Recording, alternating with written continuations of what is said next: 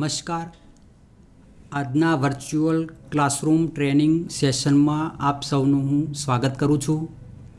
આજે હું આઈટીઆઈમાં ચાલતા વાયરમેન ટ્રેડ અંતર્ગત અંડરગ્રાઉન્ડ કેબલના ટેસ્ટિંગ વિશે આપને સમજ આપીશ. આપણે અગાઉના લેસનમાં લો ટેન્શન કેબલ એટલે કે એલટી કેબલ અને હાઈ ટેન્શન કેબલ એટલે કે એચટી કેબલની રચના વિશે અભ્યાસ કરી ગયા.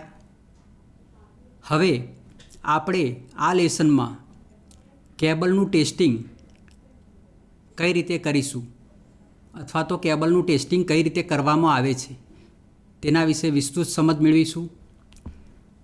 મિત્રો, કેબલમાં ફોલ્ટ થાય છે તેનું મુખ્ય કારણ તેનું ઇન્સ્યુલેશન હોય છે કે ઇન્સ્યુલેશન જો વીક પડી જાય તો કેબલમાં ફોલ્ટ થવાની શક્યતાઓ વધી જાય છે. તેથી જેમ બને તેમ સારું ઇન્સ્યુલેશન વાપરવામાં આવે તો ફોલ્ટ થવાની શક્યતાઓ ઘણી બધી ઘટી જાય છે. આજે પેપર ઇન્સ્યુલેશન અથવા તો XLPE ક્રોસ લિંક પોલીઇથિલિન અને પોલીઇથિલિન આ બંને પ્રકારના ઇન્સ્યુલેશન ખૂબ જ વપરાય છે અને જેના લીધે તેના ફોલ્ટ થવાની સંભાવનામાં ઘટાડો થાય છે. મિત્રો, ફોલ્ટ થાય છે તેનું મુખ્ય કારણ એક છે કે કેબલને જમીનમાં પાથરવામાં આવે છે ત્યારે તેના આયુષ્યના લીધે એટલે કે તેના સમયગાળાને લીધે વપરાશના એજિંગ ઇફેક્ટ જેને કહે છે તેના લીધે અથવા તો મેન્યુફેક્ચરિંગ ડિફેક્ટના લીધે કંપનીમાં કેબલ બનાવતી વખતે કોઈ મેન્યુફેક્ચરિંગ ડિફેક્ટ રહી ગઈ હોય તો તે જગ્યાએ કેબલમાં ફોલ્ટ થવાની શક્યતા ઘણી બધી વધી જાય છે. મિત્રો, કેબલ આપણે જમીનમાં લેઇંગ કરીએ છીએ અને તે ફોલ્ટ જમીનમાં કઈ જગ્યાએ થાય છે તે શોધવો ખરેખર ઘણો અઘરો છે. ઓવરહેડ લાઇનમાં આપણને ફોલ્ટ આપણી નરી આંખે આપણે જોઈ શકતા હતા, જ્યારે અંડરગ્રાઉન્ડ સિસ્ટમમાં કેબલ પાથરેલો હોય છે અંદર કે જેનો ફોલ્ટ આપણે નરી આંખે જોઈ શકતા નથી. મિત્રો, જ્યારે કેબલમાં ફોલ્ટ થાય છે ત્યારે તેના રેઝિસ્ટન્સમાં ફેરફાર થાય છે અને જો આ ફોલ્ટ આગળને આગળ ચાલુ રહેશે અમુક ક્ષણો સુધી તો તે બ્રેકડાઉન વોલ્ટેજમાં પરિણમે છે અને એ કેબલ ફોલ્ટી બની જશે. મિત્રો, કેબલમાં કઈ જગ્યાએ ફોલ્ટ થયો છે તે શોધવા માટે આપણે કેબલમાં બ્રેકડાઉન વોલ્ટેજ આપીએ છીએ અને એ બ્રેકડાઉન વોલ્ટેજ આપવાથી કેબલ જે જગ્યાએ નબળો હશે ત્યાં સ્પાર્ક થશે અને સ્પાર્ક થવાથી તે કેબલ તે જગ્યાએ ડેમેજ થાય છે અને તે જગ્યા આપણે શોધી શકીએ છીએ. અંડરગ્રાઉન્ડ કેબલમાં જે જગ્યાએ ફોલ્ટ થયેલ છે તે સ્થળને લોકેટ કરતા ઇક્વિપમેન્ટને આપણે કેબલ ફોલ્ટ લોકેટર તરીકે ઓળખીએ છીએ કે જે કેબલ ફોલ્ટ લોકેટર છે એ તે જગ્યાનું સ્થાન આપણને નિર્દેશ કરે છે. કેબલ ફોલ્ટ લોકેટરમાં સામાન્ય રીતે લો વોલ્ટેજ ટેસ્ટર આવે છે, 500 વોલ્ટ ડીસી મેગર આવે છે, 1000 વોલ્ટ ડીસી મેગર આવે છે, suitable high volt test equipment આવે છે, ફોસ્ટર ટેસ્ટ સેટ આવે છે કે જે ફક્ત પેપર કેબલ માટે જ ઉપયોગમાં લઈ શકાય છે.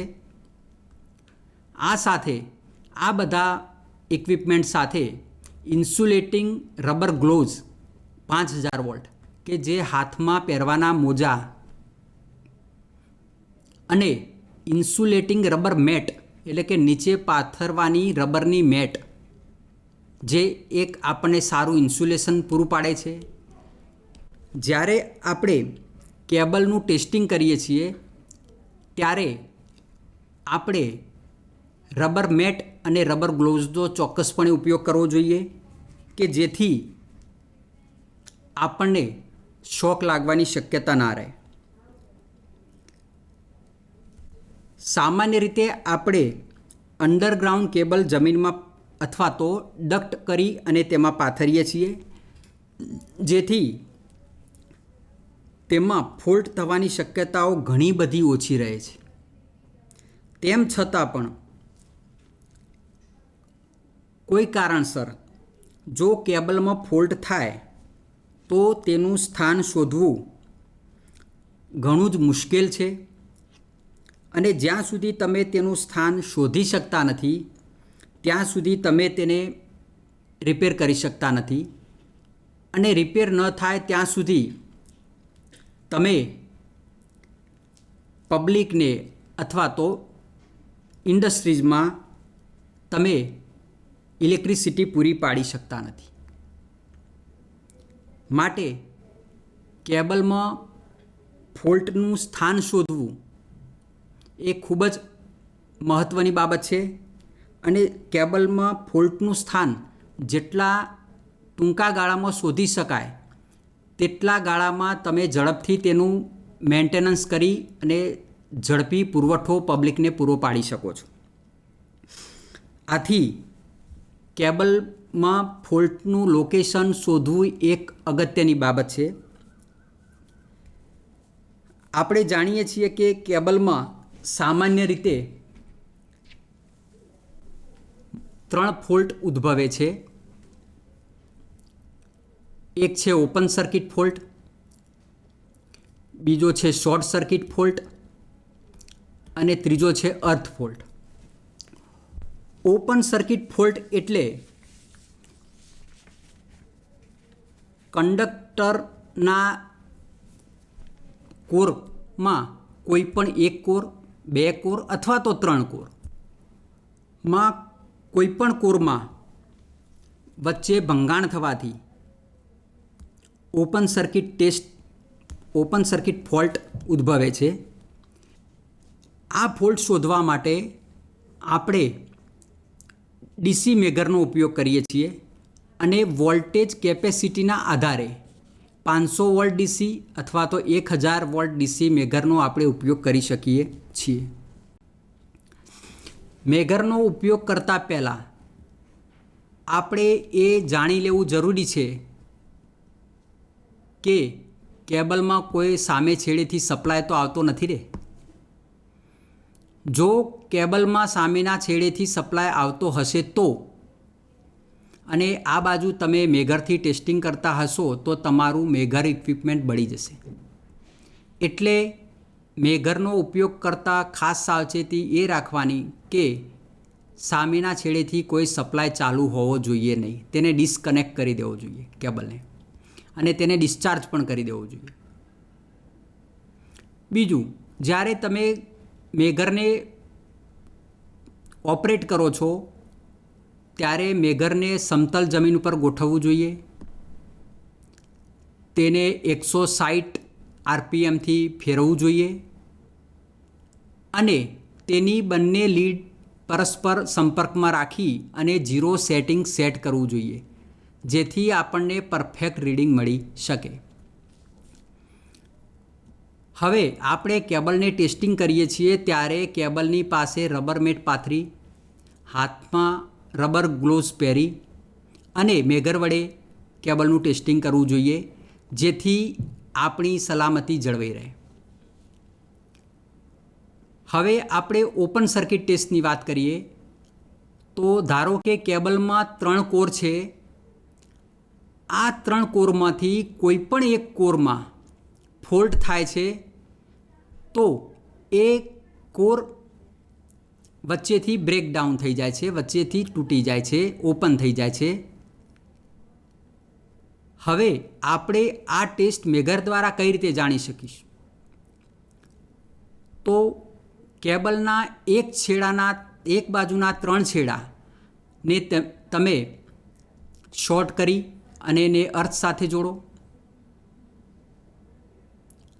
હવે મેગરના બંને ટર્મિનલ કે જેને આપણે ઈ એટલે અર્થ અને એલ એટલે કે લાઇન તરીકે ઓળખીએ છીએ, તો મેગરનો એલ ટર્મિનલ ત્રણેય છેડાને શોર્ટ કરેલા અર્થ ટર્મિનલ સાથે આપો અને મેગરનો એલ ટર્મિનલ કોઈપણ બીજી સાઈડના કોઈપણ કેબલના એક છેડાને આપી મેગરને 160 RPMથી ફેરવીએ અને જો રીડિંગ 0 ઓમ બતાવે તો તેની કન્ટિન્યુટી ઓકે છે, એટલે કે કેબલ ઓકે છે.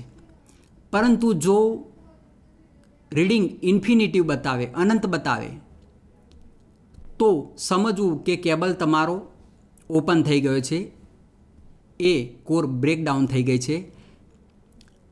આ રીતે તમે ત્રણેય કોરને વારાફરતી ટેસ્ટિંગ કરી શકો છો અને ઓપન સર્કિટ છે કે નહીં તે જાણી શકો છો.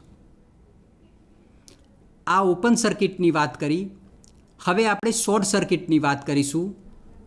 તો 3 કોર કેબલ છે, એમાં કોર અંદરો અંદર એક બીજા કોર સાથે સંપર્કમાં આવી જાય છે અને તેનું ઇલેક્ટ્રિકલી જોડાણ થાય છે, ત્યારે શોર્ટ સર્કિટ ટેસ્ટ ઉદ્ભવે છે.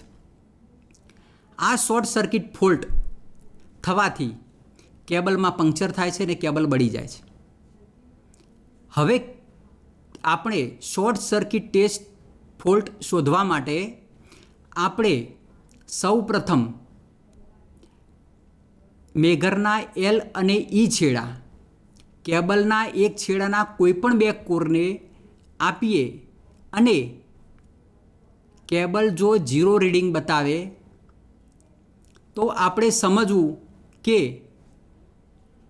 કેબલના બંને કોર એકબીજાના સાથે સંપર્કમાં છે અને તેથી એ બે કોર વચ્ચે શોર્ટ સર્કિટ થઈ છે. આ રીતે તમે વારાફરતી બીજા બે કોર અને ત્રીજા બે કોરનું તમે ટેસ્ટિંગ કરી શકો છો.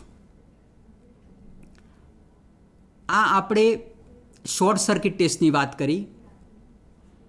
હવે આપણે અર્થ ફોલ્ટની વાત કરીશું.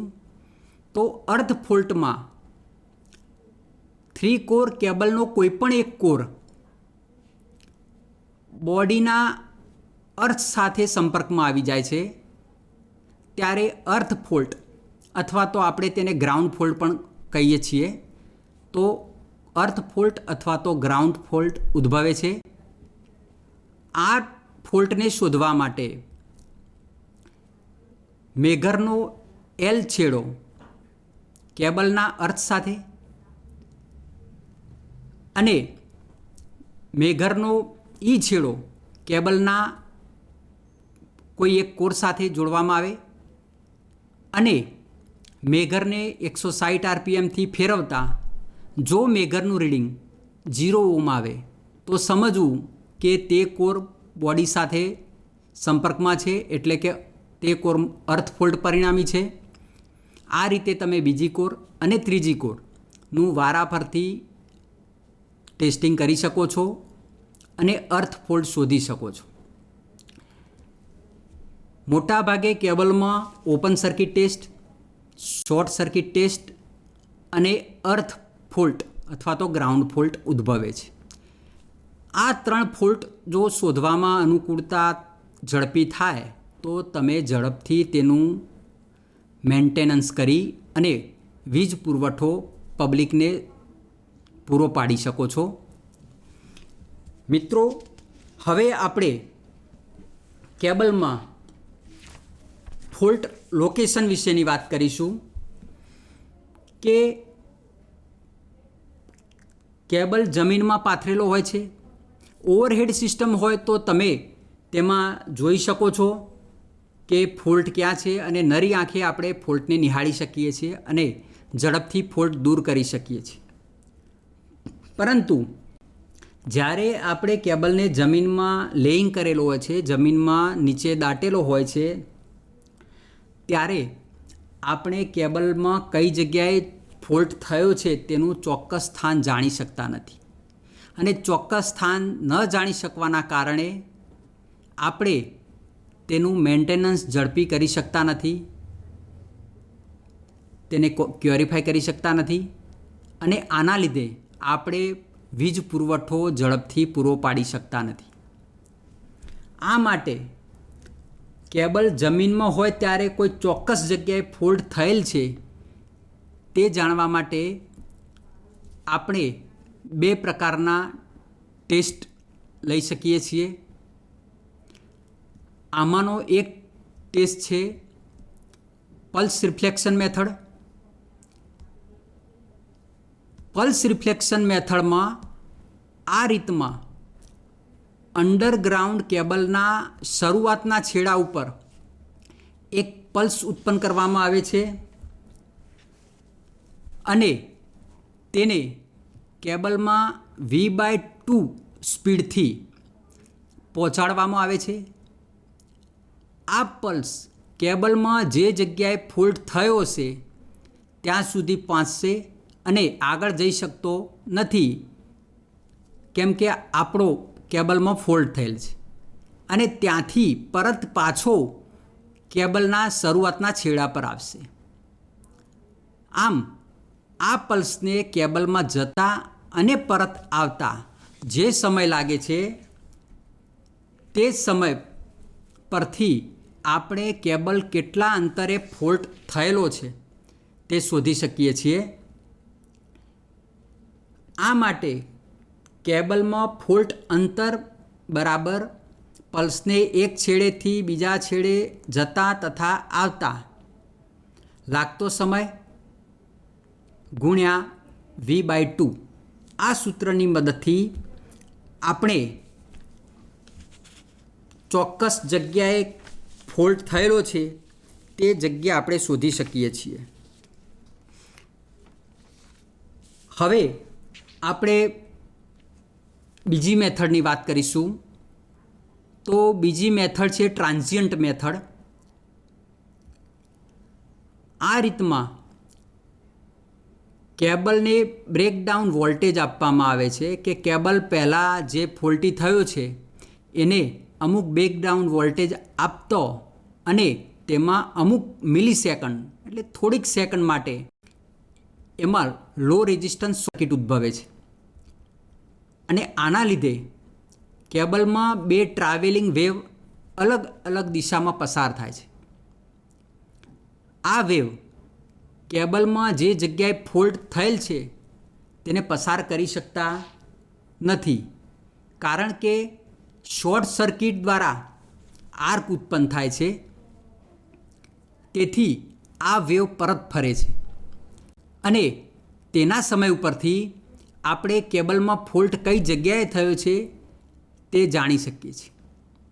આમ આપણે પલ્સ મેથડ અને ટ્રાન્ઝિયન્ટ મેથડ આ બંને મેથડથી આપણે કેબલમાં જમીનની અંદર એક્ઝેક્ટ કેટલા અંતરે ફોલ્ટ થયો છે તેનું સ્થાન જાણી શકીએ છીએ અને જો આપણે સ્થાન જાણી શકીએ તો આખી કેબલની લાઇનને આપણે ખોદવાની જરૂર રહેતી નથી અને જે તે ભાગ અથવા જે તે પોર્શનમાં જ આપણે ખાડો ખોદી એ કેબલને ખુલ્લો કરી અને એ કેબલનું આપણે મેન્ટેનન્સ કરી શકીએ છીએ અને જેટલું ઝડપથી મેન્ટેનન્સ પૂરું કરી શકીએ અને લાઈન ચાલુ કરી શકીએ જેથી પબ્લિકને ઇલેક્ટ્રિસિટીનો ઉપયોગ કરવામાં સરળતા રહે. આ સિવાય આપણે જમીનમાં કેબલ પાથરેલો છે પણ આપણે તેનો રૂટ આપણને યાદ નથી અથવા તો રૂટ આપણી ગાઈડલાઇનમાંથી બહાર નીકળી ગયો છે. તો જમીનમાં ફોલ્ટી કેબલ કઈ જગ્યાએ પાથરેલો છે તે રૂટ ટ્રેસિંગની મદદથી આપણે જાણી શકીએ છીએ, એટલે કે રૂટ ટ્રેસ કરી શકીએ છીએ. આપણે કેબલનું ચોક્કસ લેઇંગનું સ્થાન જાણી શકીએ છીએ.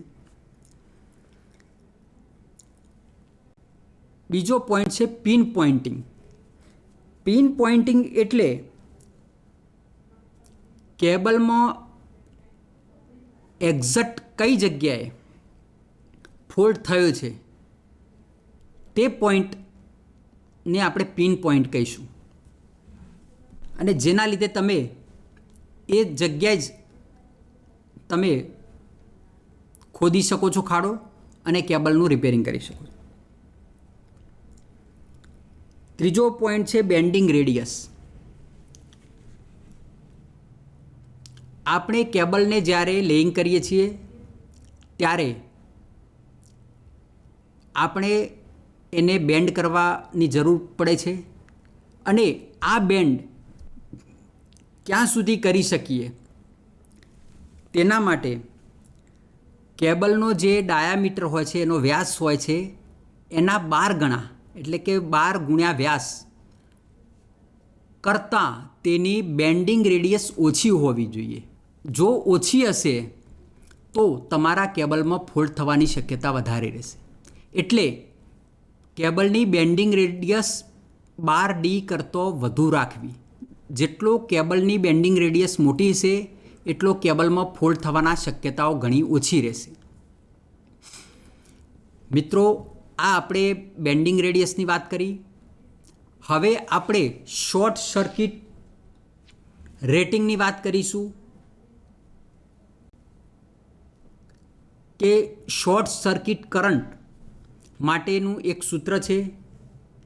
તો શોર્ટ સર્કિટ કરંટ ISH બરાબર K/A/√T એમ્પિયર.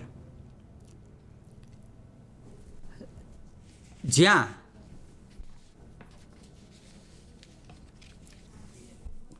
K અચળાંક છે, જેની વેલ્યુ એલ્યુમિનિયમ માટે 75.8 છે, અને જો આપણે કોપરનો વાપરેલ હશે કેબલ તો તેની વેલ્યુ 109 છે. એ બરાબર કેબલનો ક્રોસ સેક્શનલ એરિયા એટલે કે કેબલનું આડછેદનું ક્ષેત્રફળ સ્ક્વેર મિલીમીટરમાં છે. ટી છે એ શોર્ટ સર્કિટ કરંટ છે સેકન્ડમાં. શોર્ટ સર્કિટ કરંટ કેટલી સેકન્ડ થયો એનો ટાઈમ દર્શાવે છે સેકન્ડમાં. આમ શોર્ટ સર્કિટ રેટિંગ જોવું હોય તો ISH બરાબર K/A/√T એમ્પિયર સૂત્રથી તમે શોધી શકો છો. આ આપણે તેનું શોર્ટ સર્કિટ રેટિંગ વિશેની વાત કરી.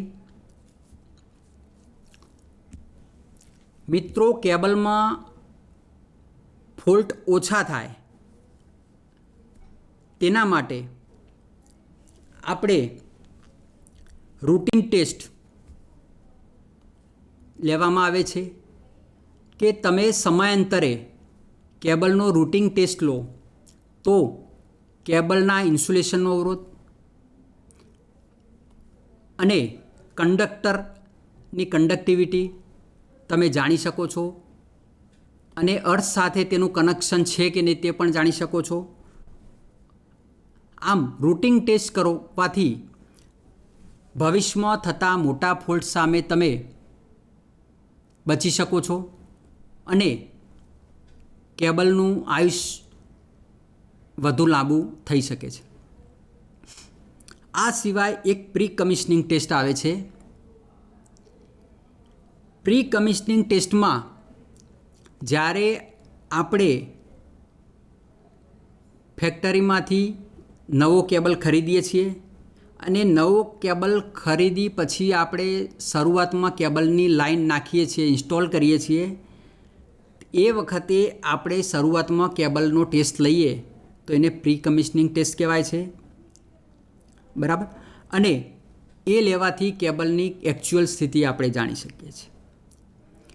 ઘણી વખતે આપણે કેબલ લેઇંગ કરી નાખ્યો છે, કેબલ જમીનમાં નાખી દીધો છે, એનો ઉપયોગ કરતા થયા છે, અને અમુક સમયે કોઈ કારણસર તેમાં ફોલ્ટ ઉદ્ભવે છે. તો એ ફોલ્ટ શોધવા માટે રિપેરિંગ કરી અને પછી આપણે જે ટેસ્ટ લઈએ છીએ એને બ્રેકડાઉન રિપેરિંગ ટેસ્ટ કહેવામાં આવે છે. આ બંને ટેસ્ટ આપણે લીધા. હવે મિત્રો આપણે જોઈશું કે કેબલમાં મેન્યુફેક્ચરિંગ કરતી વખતે તેની બનાવટ વખતે કયા કયા ટેસ્ટ લેવામાં આવે છે. તો મેન્યુફેક્ચરિંગ વખતે પ્રથમ ટેસ્ટ છે ટેન્સાઇલ ટેસ્ટ, જે એલ્યુમિનિયમ કેબલ માટે લેવામાં આવે છે. આ ટેસ્ટ એટલે કે ખેંચાણનો ટેસ્ટ. એલ્યુમિનિયમ વાયરની ખેંચાણ શક્તિ કોપર કરતાં ઓછી હોય છે, એની ટેન્સાઇલ સ્ટ્રેન્થ ઓછી હોય છે, એટલે એલ્યુમિનિયમ કેબલ માટે ખાસ કરીને ટેન્સાઇલ ટેસ્ટ લેવામાં આવે છે. ટેન્સાઇલ ટેસ્ટથી એલ્યુમિનિયમની ટેન્સાઇલ સ્ટ્રેન્થ કેટલી છે તે જાણી શકાય છે. બીજા નંબરનો ટેસ્ટ છે રેપિંગ ટેસ્ટ, તે પણ એલ્યુમિનિયમ કેબલ માટે લેવામાં આવે છે. ત્રીજા નંબરનો ટેસ્ટ છે એનેલિંગ ટેસ્ટ, જે કોપર કંડક્ટર માટે લેવામાં આવે છે. એનેલિંગ ટેસ્ટ એટલે તમે કોપરના કંડક્ટરને ધીમે ધીમે ગરમ કરો છો, એનું હાઈ ટેમ્પરેચર થાય છે, પછી તેને ધીમે ધીમે ઠંડો પાડો છો, અને આ ઠંડો પાડતા તેનું સ્ટ્રેસ ઘટે છે. આ સ્ટ્રેસ ઘટાડવા માટે એનેલિંગ ટેસ્ટ લેવામાં આવે છે. ચોથા નંબરનો છે ટેસ્ટ કંડક્ટર રેઝિસ્ટન્સ ટેસ્ટ, કે જે કંડક્ટરનું રેઝિસ્ટન્સ મેજર કરે છે. પાંચમા નંબરનો ટેસ્ટ છે ઇન્સ્યુલેશન રેઝિસ્ટન્સ ટેસ્ટ, કે જે ખૂબ મહત્ત્વનો છે, જે આપણે અગાઉ મેગર દ્વારા વાત કરી તે, કે insulation to insulation, between two insulation એનો રેઝિસ્ટન્સ કેટલો છે.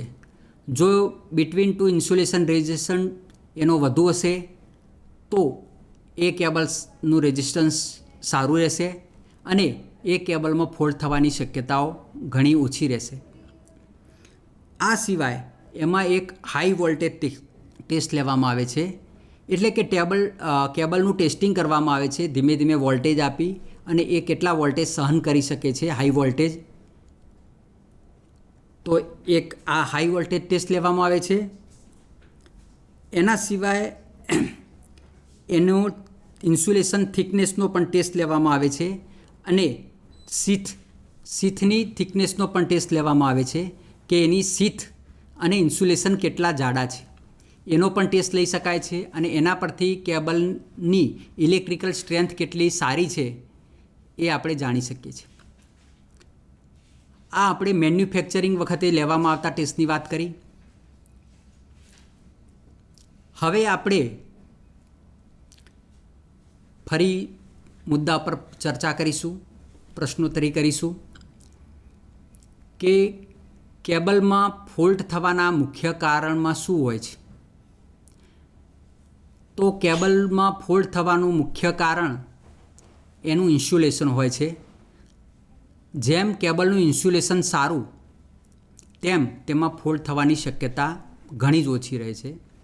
અને બીજું કે કંપનીમાં મેન્યુફેક્ચરિંગ વખતે જો કોઈ ડિફેક્ટ રહી ગઈ હોય, કોઈ ખામી રહી ગઈ હોય, તો પણ કેબલમાં ફોલ્ટ થવાની શક્યતા વધી જાય છે. કેબલમાં ફોલ્ટ લોકેટ કરવા માટે કયા કયા સાધનની જરૂર પડે છે. આપણે અગાઉ જોયું તે પ્રમાણે low voltage tester, 500 volt DC tester, megger 1000 volt DC megger, high voltage tester set, આ બધા ઇક્વિપમેન્ટ છે કે જે કેબલને ટેસ્ટિંગ કરે છે. કેબલમાં સામાન્ય રીતે કયા ફોલ્ટો ઉદ્ભવે છે.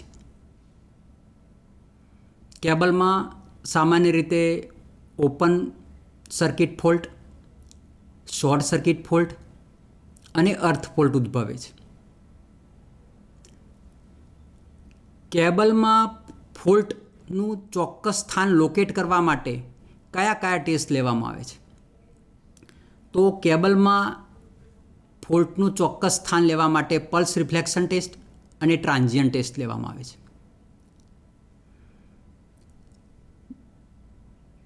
નમસ્કાર મિત્રો, હું અહીં મારું વક્તવ્ય પૂરું કરું છું. Thank you.